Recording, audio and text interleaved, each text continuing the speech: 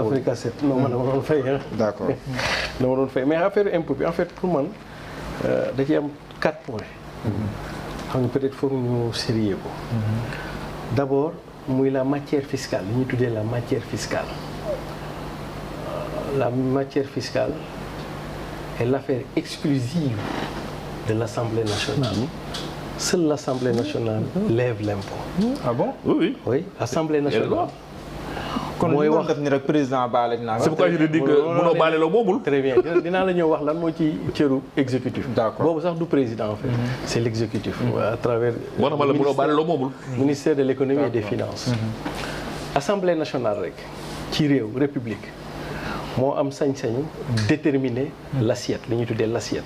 maanaam ci lan la ñuy fay l'impôt. Seule Assemblée nationale moo am pouvoir d'en déterminer le taux. ne boo amee temps ngay fay mais seule l'Assemblée nationale moo am pouvoir baale l'impôt ce qu'on appelle l'exonération fiscale exécutif benn cër rek la ci am mooy les modalités mais le principe de l'impôt est une matière de l'Assemblée nationale mais les modalités reviennent exécutif à travers le ministère de l'économie et des finances et particulièrement la direction générale des impôts et des domaines maanaam lii da nga koy fay léegi nag on ne va plus se poser la question du pourquoi mais on se pose la question du comment. Très bien nan lañ koy fayee ñaata ngay dugal yaay première chose Diallo dégg na nag deuxième chose dama ko dégg waaw deuxième chose ci li ñu yëkkati nii da ci am ñaari dimension une dimension pénale et une dimension commerciale. Souvent nit ñi dañ koy jaawale c'est quoi la dimension pénale état bu yi jëkkati impôt dafa am ñoo xam ne mënuñoo rëcc état mooy ñi liggéey ak état ñooñu état balaa mu leen di jox da leen di comp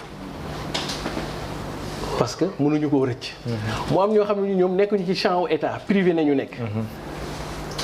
état mënul dem directement comp leen. mu daal di yebal ay nit ne la yow ñii balaa nga leen a fay. comme ni ma compee ñi compal ma leen ñoom boo leen ko compee ba pare nga yët ma ko yow bu fekkee donc ko comp yëtoo ko l'État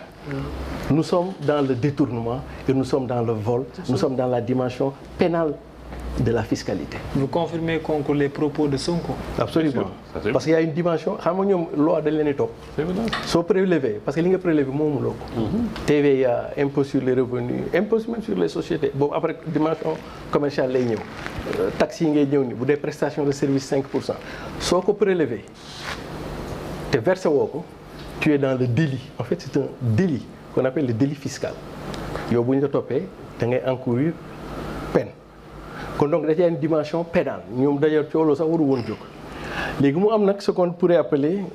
la dimension commerciale et ça mooy entreprise de presse est une entreprise à l'instar de toutes les autres entreprises jafe-jafe mën nay dab entreprise chaque jour boo xëyee impôt et domaine yaa ngi koy fekk ay gars yu yéeg di négocier nan la ñuy def au titre de ce qu'on appelle l'impôt sur les sociétés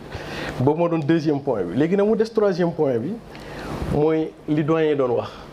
problème de business model en fait parce que déjà bi presse classique presse 1.0 di exister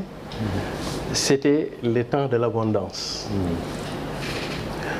ci diggante bi mu am ce qu'on appelle les presses 2.0 ils n'ont pas su adapter ou se réadapter ci la réalité du nouveau monde des médias xam nga télé bu njëkk ba temps yi ñu nekk 1.0 les télévisions yi nga xam ne on était dans l'abondance ils étaient à la fois des producteurs et des diffuseurs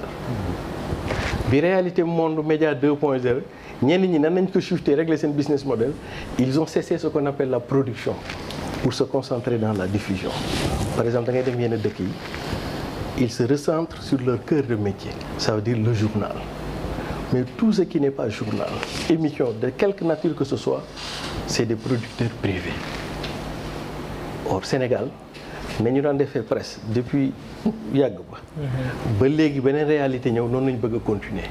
te ñoom bu ñu bëggee def et à la fois dans la production et à la fois dans la diffusion loolu moo leen di indil seeni charge duñ ko mën a attan par rapport ak activité parce qu'il y a des nouveaux concurrents et pour moi c'est le lieu de voir est-ce que pour encourager le secteur privé les petits producteurs est-ce que ñoom du ñu recentrer ci leur cœur de métier mooy l'information mais tout ce qui est divertissement tout ce qui est émission et cetera ay maison de production ay maison de production ñooy produire di leen jox ñuy diffuser. voilà ñoom ñuy diffuser su boobaa dañ leen mën a wàññeeku seen charge et su boobaa aussi dañ mën a mutualiser ba pare day dundal maison de production. très bien dundal maison yi mais fii le business model d'une télé yi fii émission yëpp ñoo koy def. Ça c'est pas viable dans un contexte où le marché se rétrécit avec l'arrivée des médias 2.0. Effectivement, il y a un problème de business model. Et d'ailleurs, c'est en ce sens que CNRA est en déphasage par rapport à la réalité du monde dans le domaine des médias. Il nous faudrait peut-être revoir l'autorité de régulation. Parce que fi mu toll nii régulation rek nga mën a def régulation nan ngay réguler parce que la plus ñoom ñëpp seen business model fu mu tëdd mooy publicité en fait.